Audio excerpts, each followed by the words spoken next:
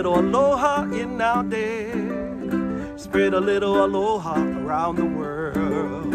At breakfast with Bob. Thank you, Poncho Man. Welcome back to Breakfast with Bob, our Thank Not you. Quite Kona edition. My name is Bob Babbitt, and we're brought to you by Master Spas as fuels go longer. Hoka Let's Fly, DeBoer Wetsuits, Premium Plus Force, and of course, our Challenged Athletes Foundation. Our next guest, Olympic silver medalist, Julie Derron. Did I almost get that right? Yeah, close, but that's fine. Hello, Bob. Very nice to talk to you, and it's still a bit weird to be called an Olympic medalist. So going into the games, were you thinking I know your coach Brett Sutton knew that you could medal and you could be great. But did you think that you could medal? Yes and no. Like, I mean, my preparation has gone really, really well, and about 3 or 4 weeks out from the games, I just had one moment in training where I was like, I think I could medal, you know? If everything works out well, I could medal. And I kept the feeling, yeah, to myself for a few days. And then I talked to Brett and he's like, okay, yeah, good feeling, but forget about it again and just go into the race like it's any other race and just do your best. And that's what I tried to do. And just so I wouldn't put too much pressure on myself. So yes, I thought I could medal, but I knew that I would have to have a perfect day on the day, and I did that. And that makes me absolutely like really, really proud.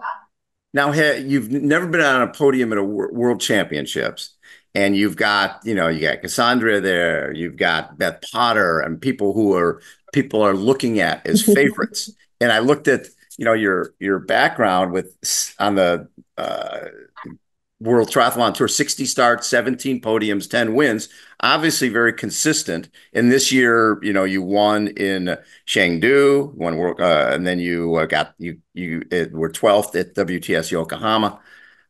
Growing up, was triathlon your sport? What did you grow up? What sport were you involved with growing up? And I hear you've got two sisters who are doing the sport too. Yeah, yeah. So when I grew up, while I grew up, I was doing triathlons already at a young age. We would always have the Ironman. It used to be in Zurich, where I'm from. So there was always the Ironman Switzerland, and part of that race weekend, they had an Iron Kids race. So that's where I did my first triathlon. And I have two older sisters, so obviously they would be doing the races before me, and I would just follow in their footpath. So I was always doing triathlon growing up, but I did a lot of other sports as well, like horseback riding, athletics. But yeah, it was always triathlon that seemed the most interesting to me. And yeah, I joined the tri club at maybe age 8 or 9. And from there, I just learned the sport even more. I learned the transitions, everything that goes on in a race. And yeah, just developed through the ranks. And to be an Olympic medalist now is really, yeah, it's taken a lot of years to get to this level, obviously, but I'm just so proud. And yeah, I don't think a lot of people expected me to medal. I think a lot of people were surprised to see me run at the front like I did, but I just knew I was so well prepared. And yeah, yeah, to have the best race on the most important day of the year or every 4 years. Yeah. It's just incredible. And yeah, it was also a bit daunting to be running with the favorites. I know how strong a runner Beth is, how strong that Cassandra is, and also Emma. So it was a bit daunting, but I just tried to focus on myself and give everything I got.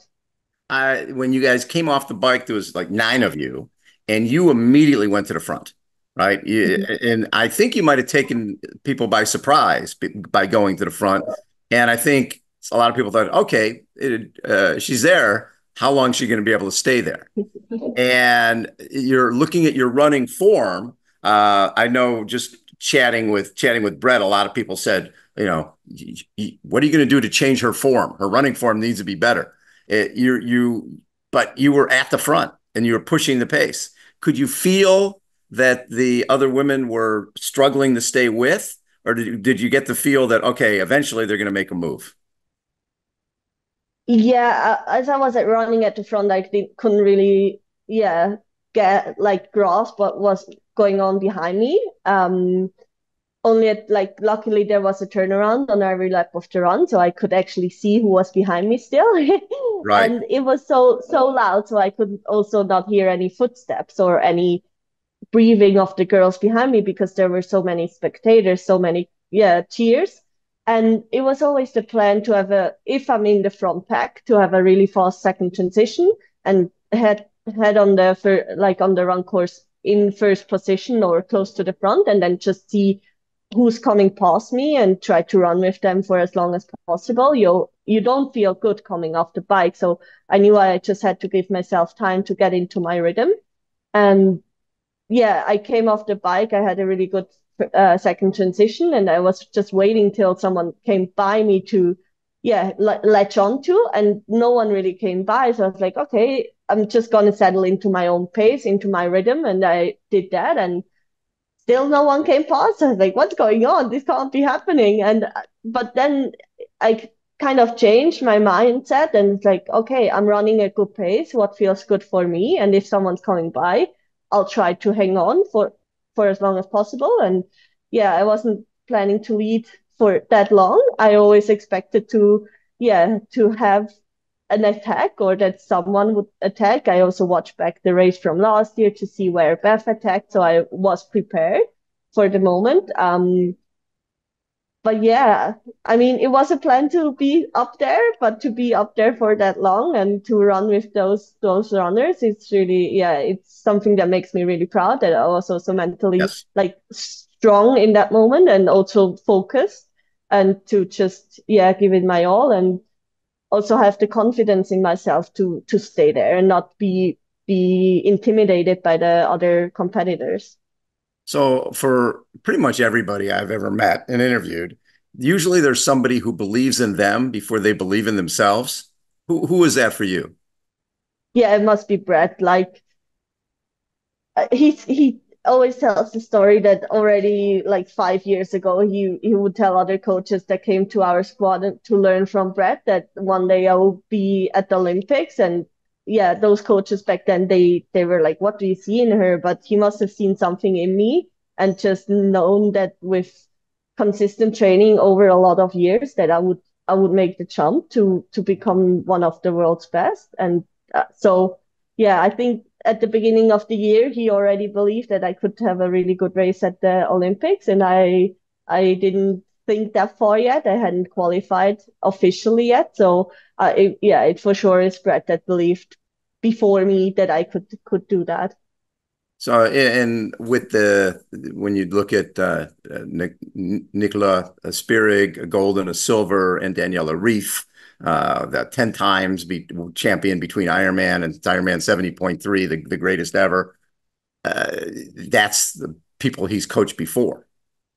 So obviously he believed in you that you could be great. I know that he called when I first met Daniela. He had told me she's the angry bird. That was her nickname. What's your nickname? My nickname is Little Pistol. And I got that one because when I started working with Brett, I wasn't a gun yet. So he knew that I could be a weapon, but I wasn't, good enough to, compete with the big guns yet. So I'm a little pistol.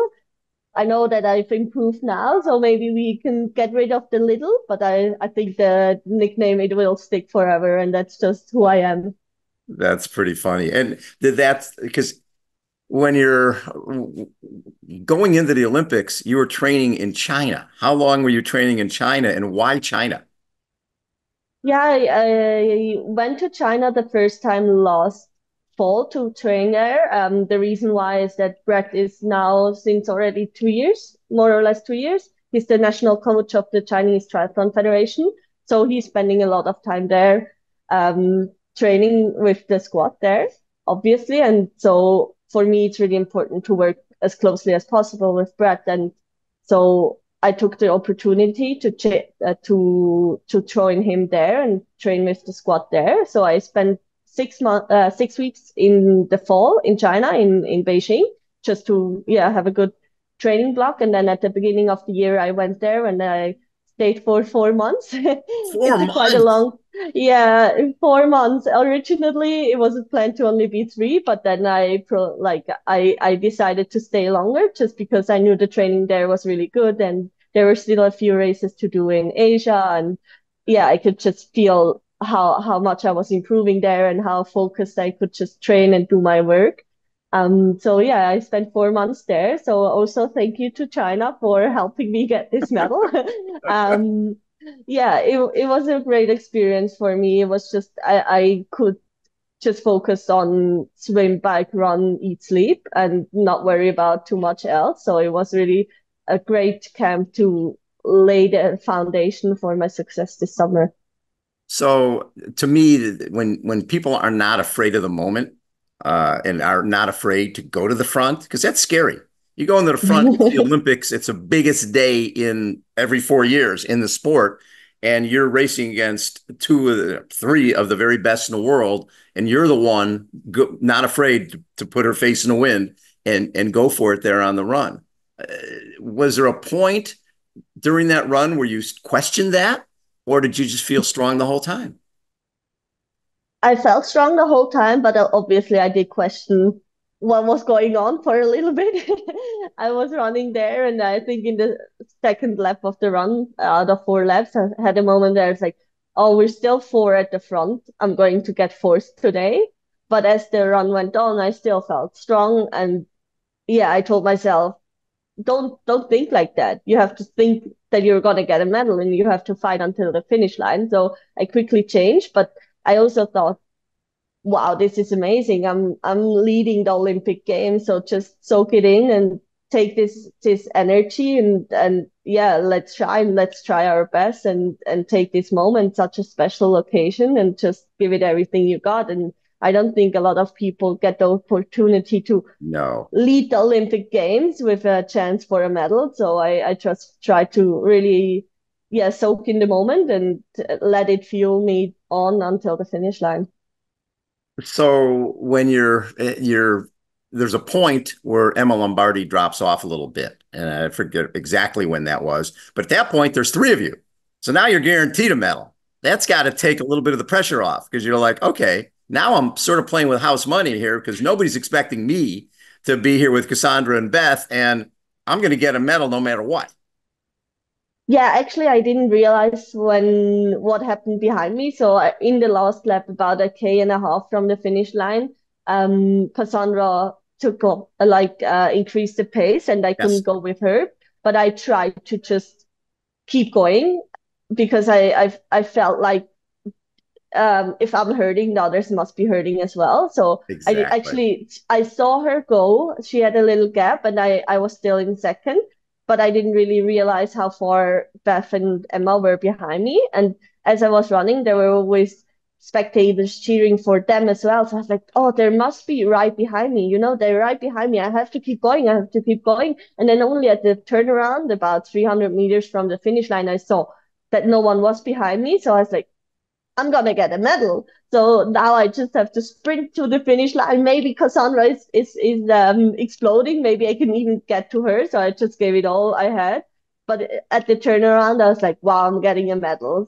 So just yeah, go all Surreal. out until the finish line. It's So a great feeling. It was like, wow, they're not here anymore. I'm getting a medal. What's happening? And the cool part is with your sisters Nina and Michelle are both triathletes. Your grandfather is a champion swimmer. Obviously, everybody's into endurance and can relate to what you guys are doing. How many of your family were there? Yeah, it was my core family. My most important supporters were there. My mom, my dad, and my two sisters were on course. They were already in Paris the day before, so I could see them before my race, and then they were on the course. But they after the race, they were like, "Did you hear us? We were cheering so loud for you." I was like, no, I didn't hear a word. I don't even know where you were standing. I only saw my mom once on the bike, and but the rest I didn't know where they were, yeah, where they were watching the race from, but I just knew they were out of course and they were seeing me. So yeah, it was really amazing to have them there and to hug them after the finish and just to share this experience with them. And I mean, yeah, they've been with me since the beginning of my triathlon career and also in the last year, or especially the last few months of preparation for the Olympic Games, they've been such a big help just to keep me calm, to keep me in the moment, to not, yeah, overthink everything and get too nervous, just to keep everything as normal as possible and to, yeah, help me prepare as best as I can for this important race. So when you come across the finish line, you've got the silver medal. A lot of times the whole world changes, right? All of a sudden you're nobody knew who you were. Now you're a superstar. What have been some of the cooler things that have happened so far since getting the silver? Yeah, I mean, I've had quite a few interviews, more than I've had in my life before.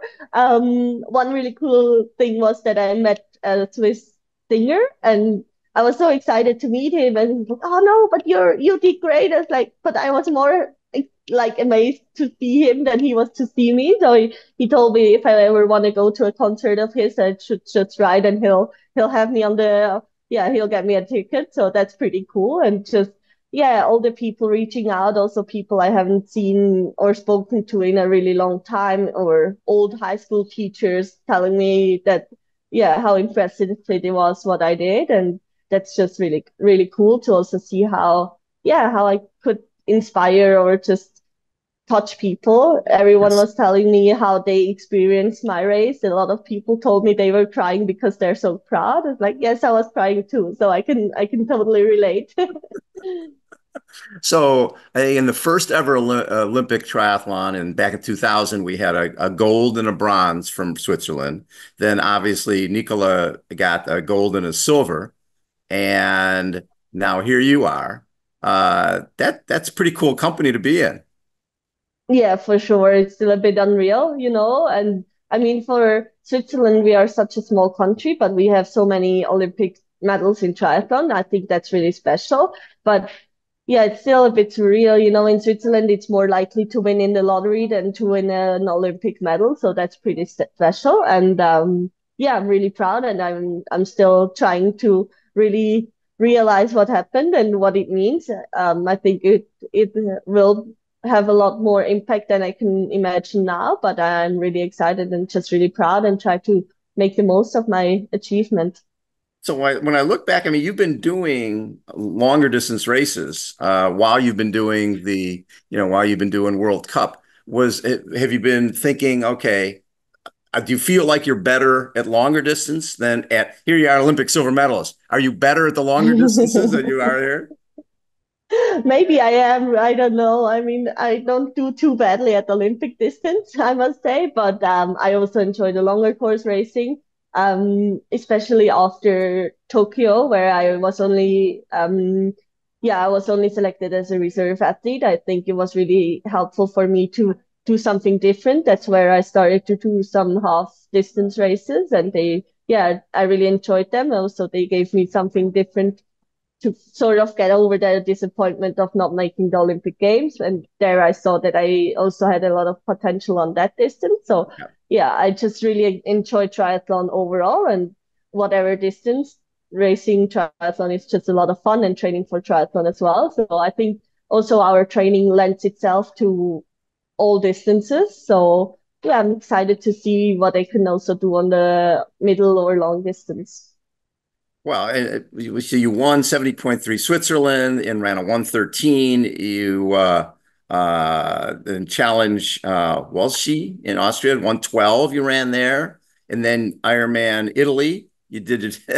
That's your only Ironman so far, right? Yeah, yeah, exactly. Second, 8:43:19, sub 3 hour marathon. Obviously, that's going to be a great distance for you. So for the rest of this year, I know you've already qualified for 70.3 Worlds in Taupo. Any foals or anything? What will you be doing? Super League or any of that type of stuff? Team 100? Yeah, I'm not doing Super League. I think that's a bit too short for me. I think Yeah. I'm better suited to Olympic distance or longer, but just at this moment, we're trying to figure out what's the best way to go forward. I really, yeah, I am in great shape, so I really want to use that shape as well for the rest of the season. But we're trying to see what opportunities there are and what would really, yeah, excite me to race. But yeah, some middle distance races, I think they're on the horizon still for the end of this year. So is LA 2028 still in the mix, or are you moving to longer distances? I think we have seen that it's possible to do both, you know. Yes. So I'm excited to maybe the next couple of years to try some middle and longer distance racing, and then I can also imagine to come back and try for another Olympic Games. It also depends whatever they decide to have as races at the Olympics in LA. I think the distances are not set in stone yet for that Olympic cycle, but yeah, I mean, I had a great experience at the Olympic Games, and I wouldn't mind going a second time and have another great experience there. Are you thinking they might? I've always wondered about this because when they're showing the Olympic on distance on TV, and you're doing all these laps on the bike and all these laps on the run, from a viewer perspective, you're really waiting for the end of the laps so that we can Mhm. actually see the racing. Do you think they might go more to the sprint distance moving forward? Yeah, I don't know. I Yeah. think, as you said, for spectators, sometimes the Olympic distance racing is not as much fun or not so interesting because we spend an hour on the bike and sometimes there's not that much happening. I think in this Olympic Games, it was especially the women's race on the bike, a lot was happening because there were quite a few Yes. crashes. Unfortunately, the conditions were really challenging. No, the course was despite it being flat, it was quite interesting nonetheless, especially with the sights around. I did not see the sights during the race, but for the viewers, it must have been quite cool to see that. So I actually don't know what they're planning for LA, but yeah, it's gonna be interesting to see. I think they surely are gonna stick with the team relay, but I can imagine that they might change the individual race format, but I don't know. So there was obviously a lot of concern leading in because of the water quality. But I mean, you race around the world, the water quality is an issue pretty much everywhere you go. Was that something that you were thinking about, or you said, "Listen, I can't control what they do. I can't control if the event is delayed. All I can do is control my training and my mental game." I'm assuming that's how you were looking at it because you can drive yourself crazy thinking, what if they cancel it? What if they make it a duathlon? All that type of stuff could just drive you nuts. Yeah, exactly. That's how I approached it. I told myself I can only control how I'm gonna It's react, and yeah, if we can race, I know that the organizers will make sure that it's a safe race. They took all the precautions. They did a lot of testing. They always, yeah, monitored the situation, and I'm really glad that we could have a triathlon race. Obviously, it said that the men's race had to be delayed, but I think it was still the best possible solution mm, to have the men's race on our day as well. And yeah, I mean the water quality issue, it was mainly a topic in the media. The media was really interested in that, and every second question that I got before the race was about the water quality, and every second question after the race was about that as well. But after the race, obviously one or two athletes got sick, but generally it was a yeah, the quality was fine to race. And on race day, the biggest challenge in the water was actually the current and not the yes. quality. Was that a surprise that the current was so strong? Was that something in well, you guys didn't get a lot of pre-swimming in there, right? Yeah, I think we didn't actually get any free swim or swim practice on the course. If we had the opportunity, I still would not have done it just as a precaution. You don't want to get sick, even if the quality is okay. Um, we saw that the current was quite strong. So before the race, we saw that. That's also influenced the pontoon position that I decided to have. And just, yeah, I think as no one could prepare for it or no one could train on the course, we were all in the same boat and Exactly. we just had to deal with it as best as we could. I know, for example, Flora, she was tactically really like she did it well, like her swimming after watching it back. She was really smart how she swam the course. And I was really glad they also opened up the sides of the river so we could actually swim as close to the sides as possible, just to Right. really, yeah, on the way back, that is. So we could, yeah, try and find the weakest current we could. But I think in general, the swim actually played into my hands because I could just hook on the back of the pack and stay there and save quite a lot of energy. And during that bike, when you guys are nine deep on the bike, you could see that you had a pretty good gap on that second group. And as it whittled down to nine, were you feeling good? It's like, okay, now I've got a pretty good 1 in 9 chance of getting a medal here. A Yeah, three in nine chance. Yeah. yeah, I was really happy with where I was. Obviously that was always the goal to be in the front pack of the Yeah. bike. And then yeah, I was in the pack and I saw who was around me so I could sort of judge who was gonna be strong on the run or who I might be able to run faster than. Um but we still tried to keep the pace quite high just to make sure we still like obviously we didn't want to get caught and also I wanted to keep the pace high so that everyone was having to work on the bike and didn't get an easy ride. So usually I think that I run better off a harder bike, so I also wanted to make the bike hard for everyone so that no one had fresh legs for the run. Well, you know what? And seeing, I mean, Flora Duffy was doing a lot of the pushing during that bike ride. Obviously, she wanted to get rid of all those really fast runners. And so I think that was great because she was keeping the pace high for everybody else in the group. But was there communication with the people in the pack that, okay, let's keep going. Let's make sure we don't get caught here.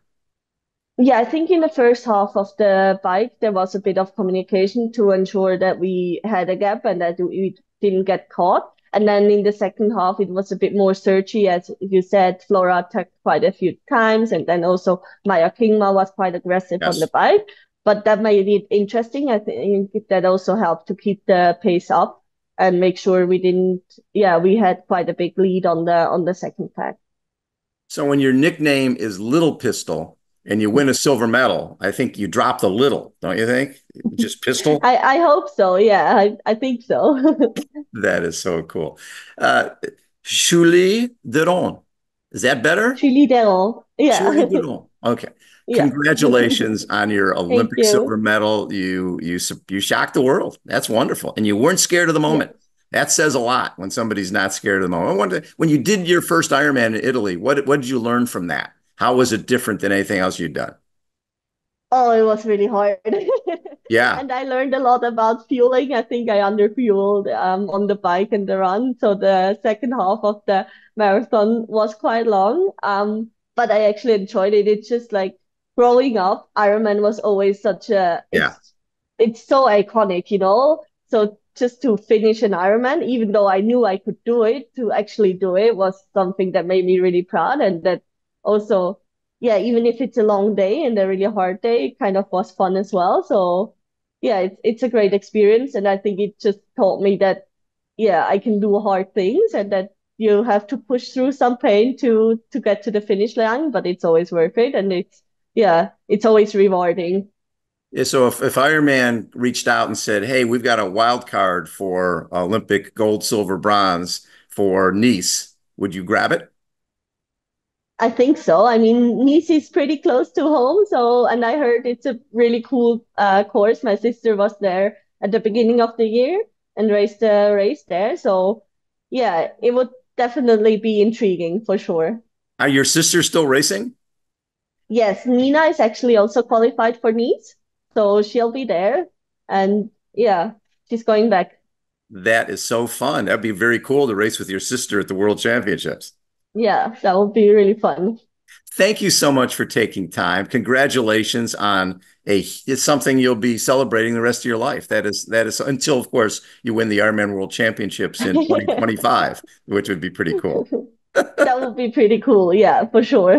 Love it. Thank you again for taking time, and we will. Thank I'm sure you. we'll be covering you at a lot of other events coming up.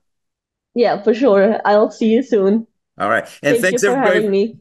Of course. And thanks everybody for tuning in. Again, Breakfast with Bob, our Not Quite Kona edition. Thanks everybody for tuning in. We'll catch you next time. See ya.